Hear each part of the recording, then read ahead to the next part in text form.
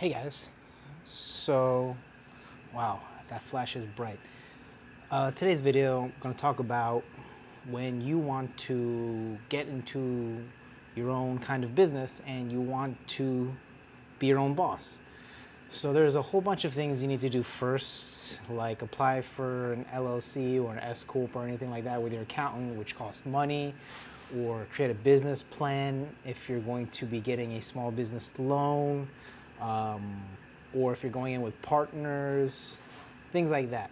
So I'm going to talk about right now what I've been seeing that's more constant, what to do before you sign a lease with a partner.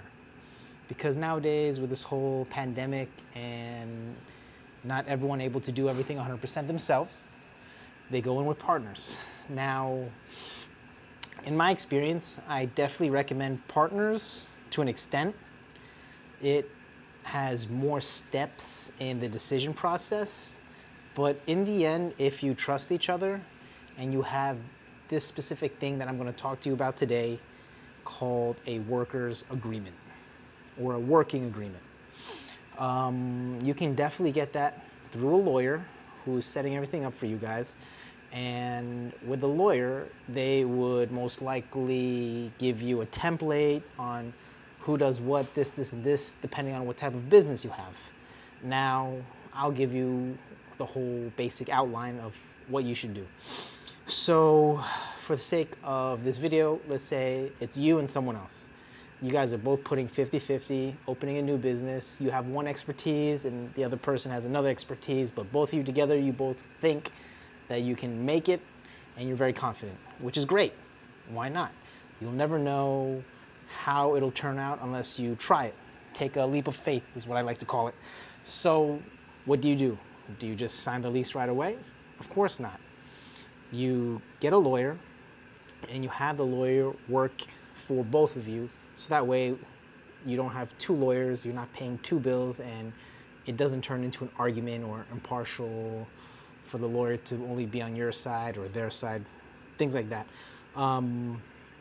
What I would recommend is write everything down that you're really good at, and then write everything down what your partner's really good at, and then write down the responsibilities you think you'll do with your partner, of course, and then write everything, the responsibilities your partner would do. Like, for example, in my case, I have one partner who's really good at kitchen work, even though I am also as good, but he would like to take care of marinations, prepping, and everything like that. So I would definitely recommend doing that. That light's killing me. And then you guys would go through it together.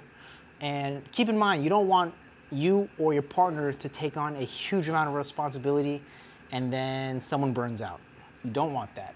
You want to share the responsibilities. You want to make things fair. Now, you have to understand that your partner may be better at things than you are, and vice versa.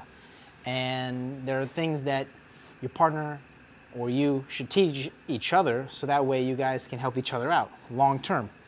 So what you would do is you would have a working agreement where, say, like I said earlier, one partner is great in the kitchen. He wants to just prolong that responsibility so he can learn from it, get better, and great for him.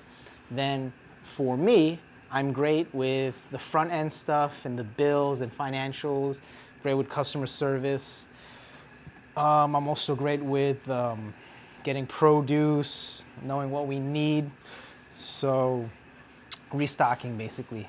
So he would concentrate 100% on the kitchen, hire people to work in the kitchen, teach them, and get the whole back end into a machine, while I would take care of the front end, hire wait staff, managers, cashiers, deal with the deliveries, and then I would coordinate with him on the deliveries, on what to get and how much we need of this, if he wants to do a special, what he would need in order to make that special, and types of meat, if he wants to get a better quality meat, things like that.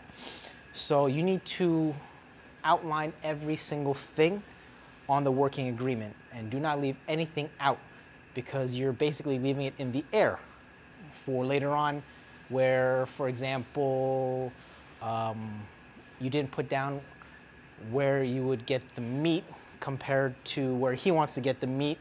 So say for example, he found someone else, my partner, as an example, and he wants to pay double the price to get a better quality meat. Now, short term, sure, for specials, great. Long term, our prices would have to go up, and then it wouldn't look good to the customers if, our quality, even though it's better, our quantities are less. Customers would notice because even though it does taste better and people would notice, in the end, they'd feel gypped that the portion control is a lot less. So it wasn't really put down on the working agreement who gets to control supplies, this and that. Now, in an ideal thing, you would write down that, all right, we would have to agree a certain amount of meats you get from this guy and a certain amount of meats we get from the original distributor, so that way we can break even or make a small profit on each specific dish. Another thing is that in the working agreement, you're not fighting each other. Remember, you're partners, and you both got into this business for one thing, to make money, support your family, and support each other. So you have to look at it from every single angle, and if you see something that may hinder growth and hinder everyday operations and things like that, you have to bring it up. You have to bring it up, make a note of it, and talk to your partner about it. And I would recommend you guys sit down first and put together a whole list of everything that you might run into, every problem, every responsibilities that you guys want to do.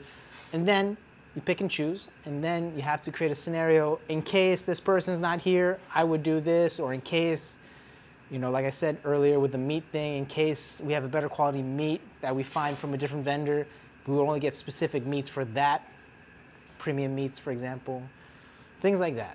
So you want to make sure that everything goes smoothly. And then you take it to the lawyer takes a look at it, and then they will give their 2 cents, and then you guys will go back and forth, and in the end you sign.